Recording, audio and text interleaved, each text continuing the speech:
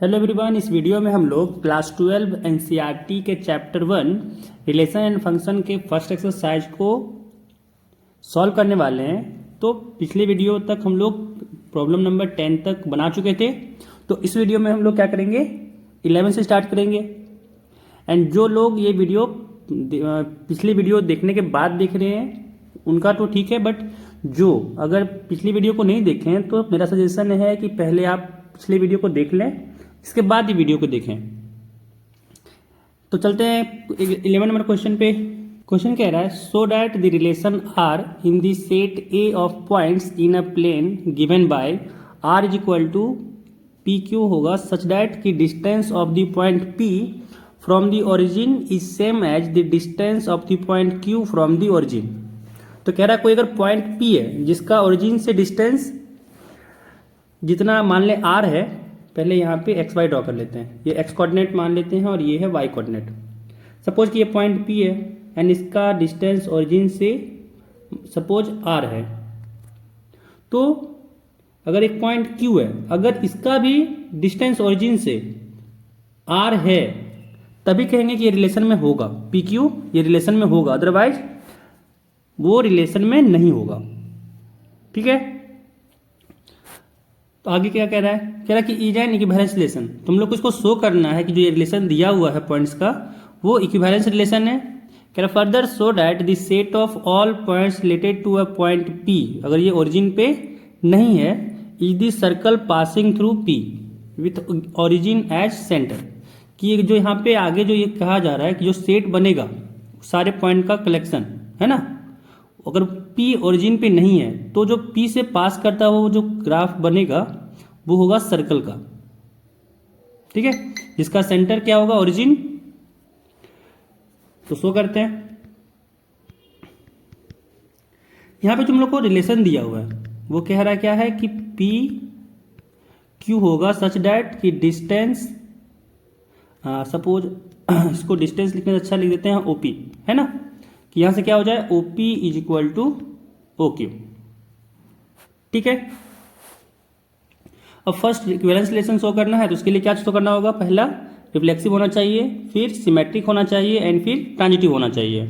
तो first show करते हैं रिफ्लेक्सिव के लिए,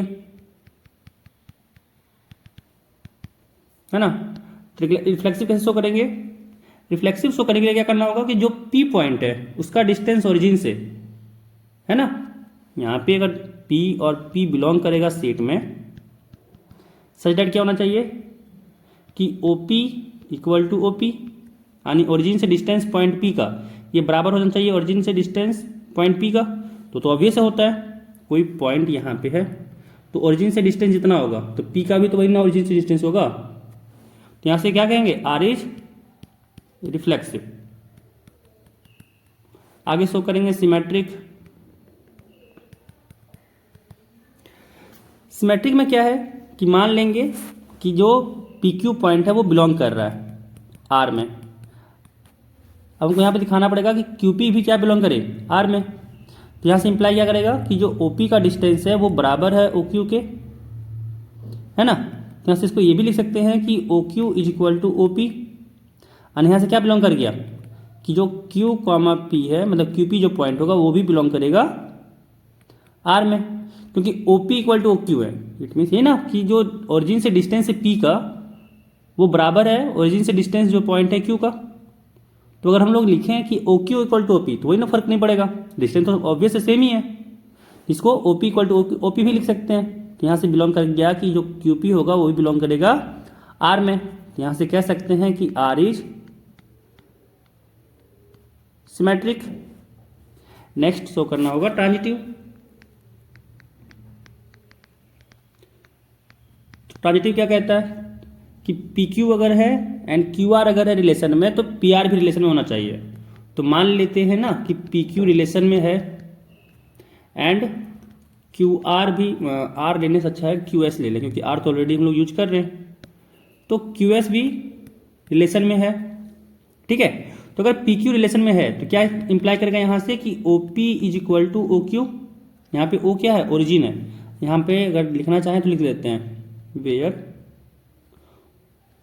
O इज दी ओरिजिन।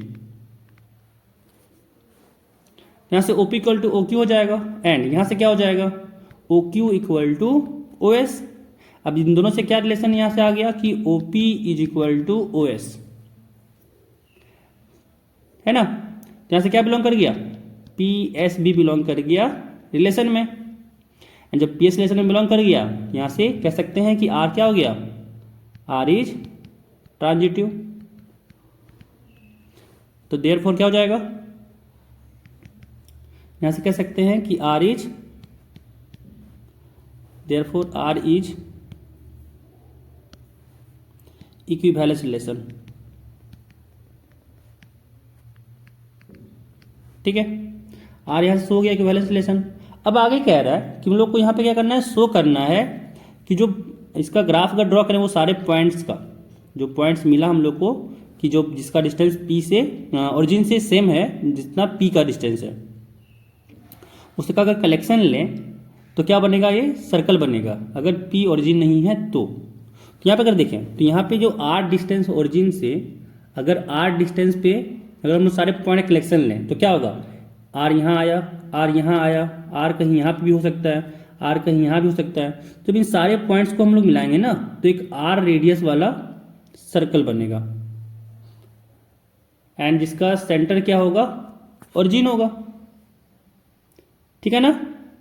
तो यहाँ से ये भी शो हो गया। तो अगर लिखना है तो ऐसे लिखेंगे क्या कि set of all points related to P will be those point whose distance from the origin is the same as the distance of the point from the origin। ये तो सर्कल का डेफिनेशन होता है ना। तो यहाँ से अगर शो करना है, आगे लिख देते हैं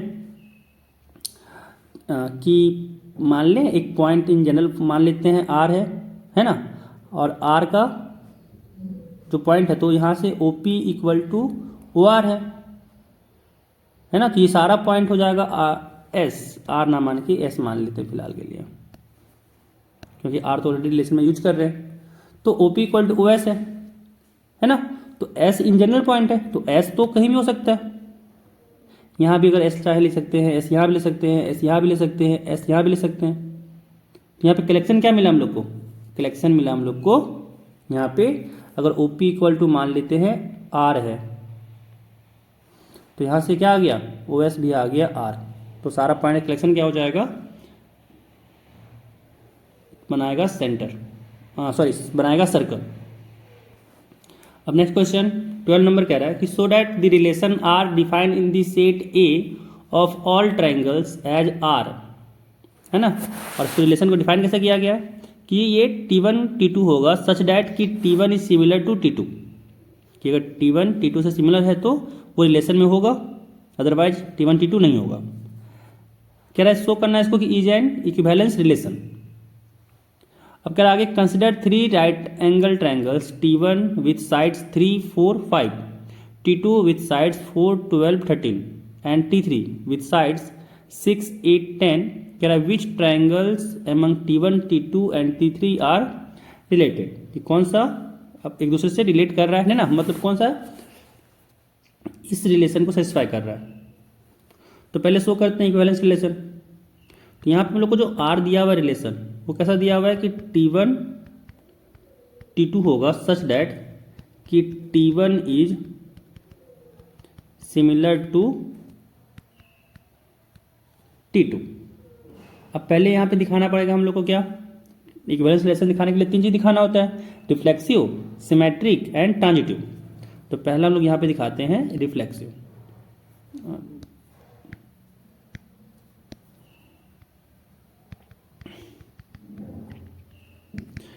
तो रिफ्लेक्सिव में क्या करना होता है कि यहाँ पे दिखाना होता है कि ये सारे के लिए सही है ना। तो अगर हम यहाँ पे देखें कि T1 T1 लें, ये बिलोंग करना चाहिए R में सारे ट्रायंगल के लिए। तो कोई भी अगर ट्रायंगल लेते हैं हम लोग, कोई भी ट्रायंगल लें तो वो तो खुद से सिमिलर होगा ही ना। T1 जो है वो खुद से सिमिलर तो होगा ही, T1 is similar to T1। तो यहां से क्या इंप्लाई किया कि T1 बिलोंग कर गया R में। तो यहां से कह सकते हैं कि R इज रिफ्लेक्सिव। क्योंकि कोई भी ट्रायंगल खुद से तो सिमिलर होगा ही।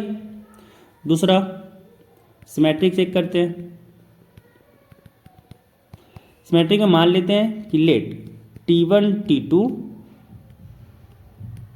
Belongs to R। यहाँ पे क्या दिखाना होगा कि T2 T1 भी बिलोंग कर रहा है R में।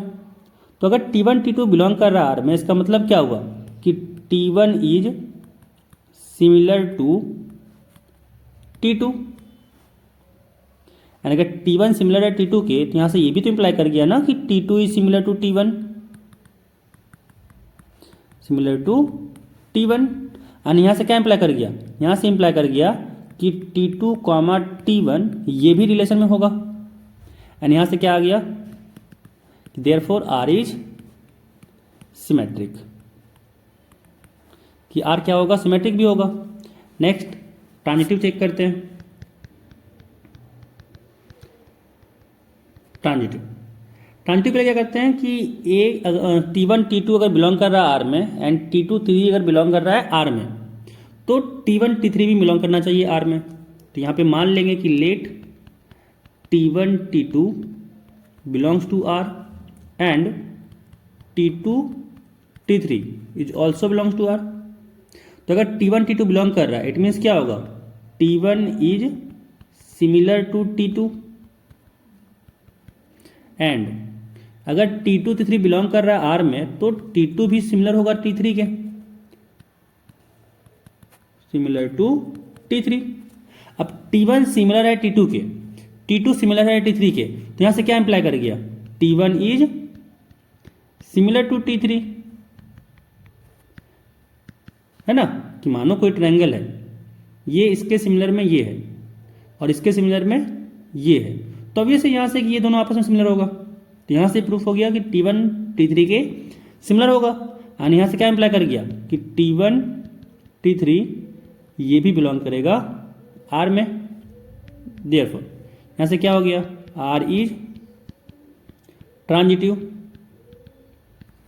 जब यहाँ पे प्रूफ हो गया R ट्रांजिटिव है, और यहाँ से क्या हो गया, ये भी प्रूफ हो गया कि R जो होगा वो इक्विवेलेंस रिलेशन होगा।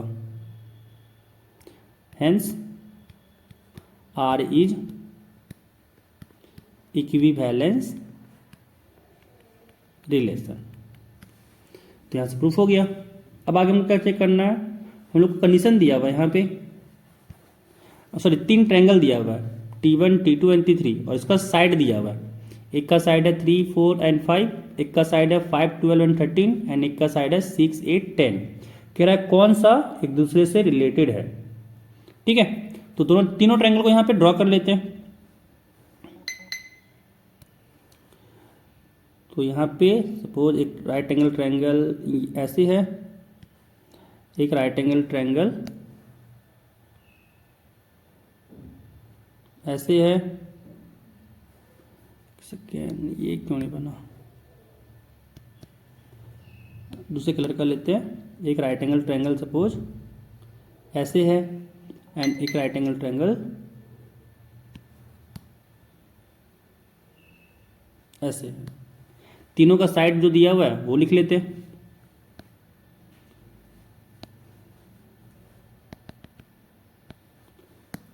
साइड दिया हुआ पहले वाले का 3 4 एंड 5, तो लिख लेते हैं कि ये 3 है, ये 4 है एंड ये 5 है। T2 के लिए दिया हुआ है 5 12 13, तो ये मान लेते हैं 5 है, ये 12 है और ये 13 है। अगला 6 8 10, तो ये मान लेते हैं कि 6 है, ये 8 है और ये 10 है। ठीक है, अब ये तो राइट एंगल ट्रायंगल था, तो यहाँ से यहाँ पे 90 डिग्री बना है। अब यहाँ पे अगर देखें तो सिमिलर के लिए क्या करना होता था कि जो साइड का रेशियो होना चाहिए वो सेम होना चाहिए, GHI। तो यहाँ पे अगर देखें कि AB एंड D का रेशियो कितना है, अगर AB बाई D निकालें तो 3 है एंड BC और EF का निकालें तो 3/5 है। ये तो यहाँ पे नहीं आया है ना, अगर हम लोग AB बाई D निकालें साइड का जो रेशियो, ये तो बराबर नहीं हुआ। लेकिन अगर हम लोग ये T1 है, ये T2 है और ये T3 है, लेकिन अगर हम लोग T1 और T3 में देखें तो जो AB का रेशियो है GH के साथ 2 है, वही रेशियो BC का है HI के साथ, यहाँ भी 2 है, और वही रेशियो AC के साथ है GI का 2 है। तो यहाँ से कह सकते हैं T1 is similar to T3। तो यहाँ पे क्या हो जाएगा, T1 is similar to T3। ठीक है, बाकी T2 के साथ कोई भी सिमिलर नहीं है। अब चलते हैं नेक्स्ट क्वेश्चन पे। नेक्स्ट क्वेश्चन कह रहा है कि so that the relation R defined in the set A of all polygons as, कह रहा है कि रिलेशन होगा आर कि P1 P2 इसमें बिलोंग कर रहा है अगर कि P1 एंड P2 क्या हो जाए, have same number of sides, कि अगर P1 P2 के पास सेम नंबर ऑफ साइड्स है तो वो रिलेशन में होगा। तो यहाँ पे प्रूव करना है कि R कैसा है, एक इक्विवेलेंस रिलेशन है। आगे कह रहा है कि what is the set of all elements in A related to the right angle triangle T with sides 3, 4 and 5। तो पहले रिलेशन को लिख लेते हैं कि R क्या था, कि वो P1 P2 होगा सच दैट कि P1 एंड P2 के पास सेम नंबर ऑफ साइड्स है। तो क्या करते हैं ना कि NP से हम लोग डिनोट करते हैं नंबर ऑफ साइड्स को, नंबर ऑफ साइड्स, ठीक है ना, ऑफ पॉलीगॉन P। तो यहाँ पे अगर देखा जाए P1 P2 के लिए क्या हो जाएगा, NP1 is equal to NP2, ये होना चाहिए। अब दिखाना है कि R जो है वो इक्विवेलेंस है, तो इसके लिए 3 चीज़ दिखाना पड़ेगा, रिफ्लेक्सिव, सिमेट्रिक एंड ट्रांजिटिव। तो पहला दिखाते हैं यहाँ पे रिफ्लेक्सिव का, रिफ्लेक्सिव। तो यहाँ पे हम लोग लिख सकते हैं ना कि P1 and P1 have the same number of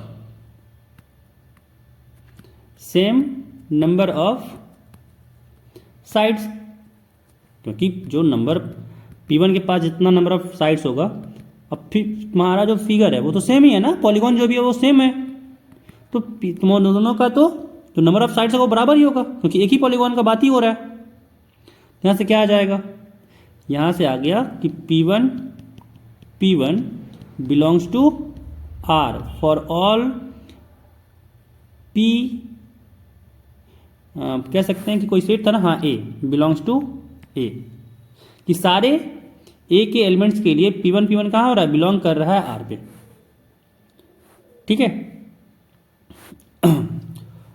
अब यहाँ पे दिखाना होगा सिमेट्रिक। सिमेट्रिक में मान लेते हैं कि let P1 P2 belongs to R, and जब P1 P2 बिलोंग कर रहा है तो यहाँ से क्या इम्प्लाई किया, यहाँ से ये इम्प्लाई किया कि जो NP1 होगा, number of sides in P1 is equal to number of sides in P2, और यहाँ से ये भी तो इम्प्लाई किया ना कि number of sides in P2 ये बराबर होगा number of sides in P1। तो यहाँ से क्या इम्प्लाई किया, कि यहाँ से इम्प्लाई किया कि P2 P1 भी बिलोंग कर गया R में, एंड यहाँ से कह सकते हैं कि R क्या हो गया, R इज सिमेट्रिक। यहाँ से प्रूफ हो गया कि R इज रिफ्लेक्सिव,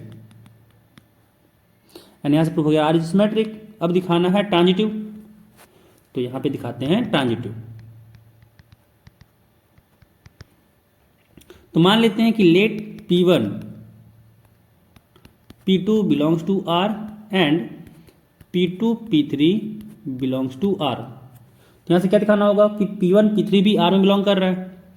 तो यहाँ पे अगर P1 P2 बिलोंग कर रहा है R में, तो number of sides in P1 ये तो बराबर होगा number of sides in P2, and P2 P3 अगर बिलोंग कर रहा है R में, तो इसका मतलब ही हुआ कि P2 में जितना साइड होगा उतना ही साइड P3 में भी है। एंड यहाँ पे इक्वालिटी से कह सकते हैं कि क्या इम्प्लाई कर गया, कि number of sides in P1 is equal to number of sides in P3, और यहाँ से इम्प्लाई कर गया कि P1 और P3 ये कहाँ बिलोंग कर गया, ये बिलोंग कर गया R में। यहाँ से कह सकते हैं कि R इज ट्रांजिटिव, एंड जब R ट्रांजिटिव हो गया तो यहाँ से क्या इम्प्लाई किया, therefore R is equivalence relation.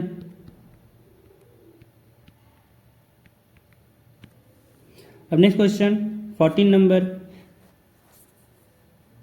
13 में भी पूरा कंप्लीट नहीं हुआ है। 13 में नेक्स्ट पार्ट आके कह रहा था कि what is the set of all elements in A related to the right angle triangle T with sides 3, 4 and 5।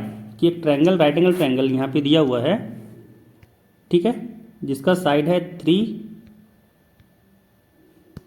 जिसका साइड दिया हुआ है कि ये साइड है 3, ये 4 और ये 5 है। तो यहाँ पे क्या बताया गया था कि जो अगर बिलोंग इसके साथ कोई रिलेशन हो में होगा जब उसके पास भी साइड्स कितने हो, बराबर हो जितने की इसके पास है।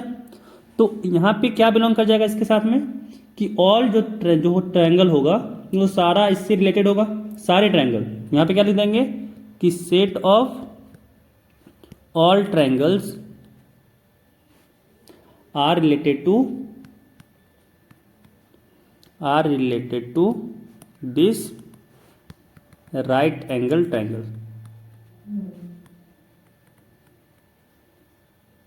दिस राइट एंगल ट्रायंगल कि सारे जो ट्रायंगल होंगे वो इससे रिलेटेड होंगे, क्योंकि नंबर ऑफ साइड से फर्क पड़ना है। अब जितने भी 3 साइड के फिगर होंगे वो सारे ट्रायंगल होंगे, वो सारे रिलेटेड होंगे जो यहाँ पे दिया हुआ है राइट एंगल ट्रायंगल से। अब चलते हैं 14 पे। कह रहा है कि let L be the set of all lines in X Y plane and R be the relation in L define as. कह रहा है कि रिलेशन में L1 L2 होगा अगर L1 is parallel to L2 हो। अब कह रहा है कि so that R is an equivalence relation and I कह रहा है find the set of all lines related to the line y is equal to 2x plus 4। अब यहाँ पे पहले क्या दिखाना है, यहाँ पे रिलेशन जो दिया हुआ है वो कह रहा है कि L1 L2 होगा सच डैट कि L1 जो हो जाए वो पैरेलल हो जाए L2 जाए। अब यहाँ पे इक्विवेलेंस दिखाना पड़ेगा रिफ्लेक्सिव, सिमेट्रिक एंड ट्रांजिटिव। तो फर्स्ट दिखाते हैं रिफ्लेक्सिव। तो रिफ्लेक्सिव के लिए अगर दिखाना है तो यहाँ पे अगर क्या बात करेंगे L1 का, तो लोग जानते हैं क्या कि L1 जो होगा वो खुद के साथ तो पैरेलल ही होगा। L1 is parallel to itself, है ना। तो यहाँ से क्या कहेगा कि L1 बिलोंग कर गया R में। यहाँ से क्या हो गया कि R इज रिफ्लेक्सिव। दूसरा है सिमेट्रिक।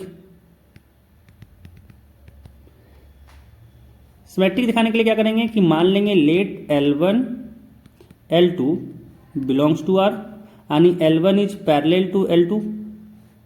यहाँ से इंप्लाई क्या कर गया कि L2 is also parallel to L1 यानी यहाँ से इंप्लाई किया कि L2, L1 ये भी बिलोंग करेगा R में। यानी यहाँ से इंप्लाई क्या किया कि R इज सिमेट्रिक। बाकी दिखाएंगे R इज ट्रांजिटिव।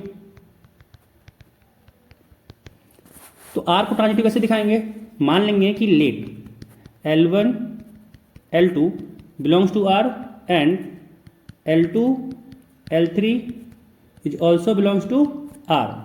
तो अगर L1 L2 R में बिलोंग कर रहा है it means L1 parallel to L2 होगा एंड अगर L2 L3 बिलोंग कर रहा है R में तो L2 पैरेलल होगा L3 के।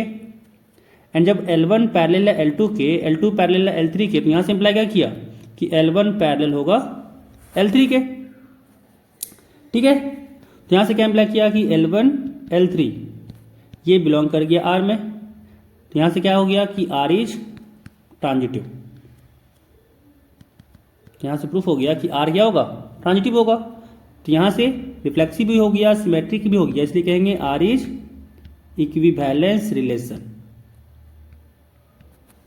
Equivalence relation. अब आगे कह रहा है कि वो सारा लाइन निकालना है जो इससे पैरेलल हो, y equal to x plus 4 से। तो y इक्वल टू अगर 2x प्लस 4 से जो पैरेलल होगा उसका स्लोप भी क्या होगा, सेम।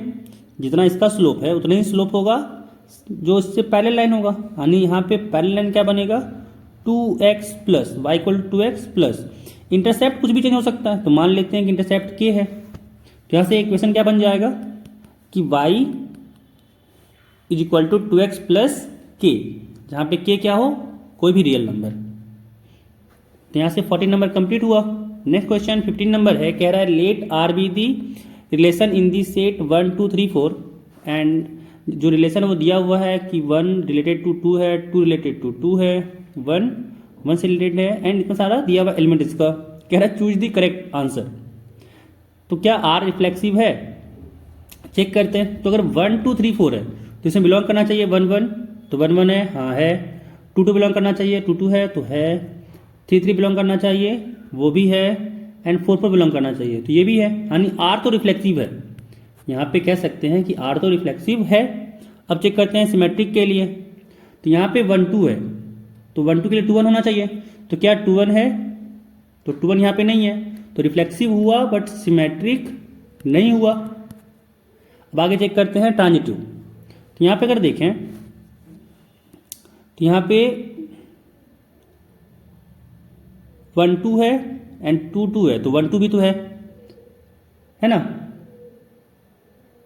और 2 2 के लिए चेक करें तो इसका 2 ऐसा तो कुछ है ही नहीं। एंड 1 3 है, 3 2 है, तो 1 2 यहाँ बिलोंग कर रहा है, हाँ बिलोंग कर रहा है। तो जो इस तरह के एलिमेंट जो रिफ्लेक्सिव होते हैं वो ट्रांजिटिव तो होते ही हैं। जैसे 2 2 2 हो गया, 1 1 हो गया, 4 4 हो गया, 3 3 हो गया, ये सारे तो रिफ्लेक्सिव होंगे ही। अब चेक करना बस हम लोग को है कि जो रिफ्लेक्सिव नहीं है, जैसे 1 3 है, 3 2 है, तो 1 2 है, हाँ है। यानी यहाँ पे ये ट्रांजिटिव भी है। तो ऑप्शन कौन सा हो जाएगा, जहां पे रिफ्लेक्सिव एंड ट्रांजिटिव है वही ऑप्शन हो गया। यानी option B, R is reflexive and transitive but not symmetric. Next question 16 number कह रहा है कि let R be the relation in the set N, N यहाँ पे नेचुरल नंबर है। आई कह रहा है गिवन बाय आर, जो रिलेशन है वो कह रहा है कि ए रिलेटेड टू बी है सच दैट कि ए इक्वल टू क्या हो जाए बी माइनस 2 एंड बी कह रहा है जो है वो ग्रेटर देन 6 है। अब कह रहा है चूज दी करेक्ट आंसर कि कौन सा एलिमेंट आर में बिलोंग कर रहा है। अब यहाँ पे जो रिलेशन दिया गया है कि ए इक्वल टू क्या होना चाहिए बी माइनस 2, यहाँ पे पुट करके चेक करते हैं कि कौन ये रिलेशन को सेटिस्फाई कर रहा है। और साथ में ये भी कह रहा है कि जो बी होना चाहिए 6 से बड़ा होना चाहिए। तो यहाँ पे देखें तो बी 4 है तो ऑब्वियस 6 से छोटा हुआ। तो अब चेक करना कौन सा है, एक ये चेक करना है, ये चेक करना है और एक ये चेक करना है। तो क्या करते हैं, इसमें पुट करके चेक कर लेते हैं कि LHS इक्वल टू RHS आ रहा है कि नहीं आ रहा है। तो यहाँ पे अगर 3 पुट किए और यहाँ पे पुट किए 8, तो यहाँ क्या आया 3 और इधर आ गया 8 माइनस 2, 8 माइनस 2 6 हो गया। और यहाँ से क्या आ गया नॉट इक्वल टू वाला कंडीशन, तो ये तो होगा नहीं। चेक करते हैं 6 और 8 को, तो A इक्वल टू 6 है, B इक्वल टू 8 है। तो यहाँ से पुट किए जब तो इधर लेफ्ट हैंड साइड में 6 आया एंड राइट हैंड साइड में भी 6 आया। यहाँ से ऑप्शन क्या हो गया, ऑप्शन सी हो गया करेक्ट। और यहाँ पे अगर चेक करेंगे तो ऑब्वियस देखिए इधर कि 8 पुट किए और इधर आया 7 माइनस 2, तो 8 जो है वो 5 के बराबर तो होता नहीं है। तो यहाँ से क्या लग गया 16 का आंसर, ऑप्शन सी इसका हो जाएगा करेक्ट आंसर।